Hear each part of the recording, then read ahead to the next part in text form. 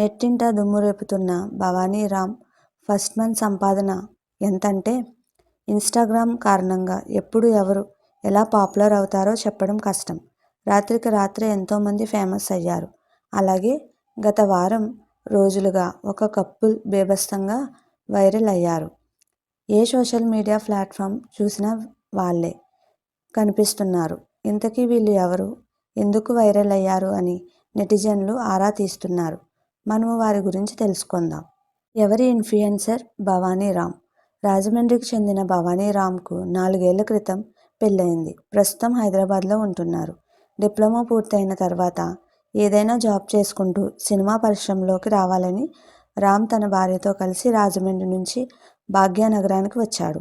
ఉద్యోగంలో జాయిన్ అయ్యాడు. కానీ గత కొంతకాలం ఆరోగ్యం సరిగా లేకపోవడంతో ఇంటి దగ్గరే ఉంటున్నాడు.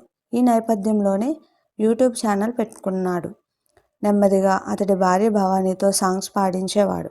ఆ తర్వాత ఆమె పాటలు పాడుతుంటే వెనుక ఉండి మ్యూజిక్ ఇచ్చేవాడు. అలా యూట్యూబ్లో మంచి ఫాలోవర్స్ సంపాదించాడు.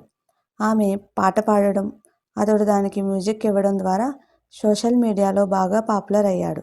ప్రస్తుతం వీరి నల్ల జీలకర్ర మొగ్గ అనే పాట ట్రెండింగ్లో ఉంది. నెలకు ఆదాయం ఎంత వస్తుందంటే ఇక గతంలో రామ్ ఉద్యోగం చేసే సమయంలో కుటుంబం బాగానే గడిచేది. ప్రస్తుతం ఆయన ఉద్యోగానికి వెళ్ళకపోయినా యూట్యూబ్ నుంచి కొంత ఆదాయం లభిస్తుంది. ప్రస్తుతం ఫ్యామిలీ గడిచేందుకు అవసరమైన డబ్బులు అందుకుంటున్నారు. ఇప్పటికే సిల్వర్ బటన్ వచ్చిందన్నారు. మన ముందు నెటిజన్లు అండగా నిలిస్తే గోల్డెన్ బటన్ కూడా తీసుకుంటామని చెప్పారు. తనకు ఆపదలో యూట్యూబ్ ఆదుకుంటుందన్నారు భవానీ రామ్. ఫాలోవర్స్ పెరగడంతో పాటు వ్యూస్ సాధించడం వల్ల ఇంకా ఆదాయం పొందే అవకాశం ఉందన్నారు.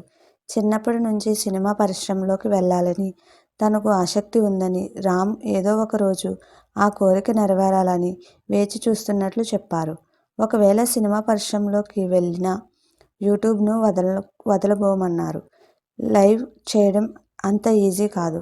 యూట్యూబ్ లైవ్ పెట్టే సమయంలో చాలా ఇబ్బంది ఎదురవుతుందన్నారు భవానీ రామ్. చాలాసేపు డ్యాన్స్ చేయడం, వెనుక నుంచి పాటకు తగినట్లుగా మ్యూజిక్ ఇవ్వడం అంత ఈజీ కాదన్నారు. అయినప్పటికీ వీక్షకులకు ఎంటర్టైన్ చేయడం కోసం బాధ కలిగినా భరిస్తున్నట్లు చెప్పుకొచ్చారు. ఇక సోషల్ మీడియాలో తమ గురించి జరుగుతున్న ట్రోలింగ్ కూడా బాధ కలిగించడం లేదన్నారు. ఒకప్పుడు తమను తిట్టిన వాళ్ళే ఇప్పుడు అభిమానిస్తున్నారని చెప్పుకొచ్చారు. బిగ్ బాస్ గురించి షాకింగ్ కామెంట్స్. ఇక బిగ్ బాస్ గురించి భవానీ షాకింగ్ కామెంట్స్ చేసింది.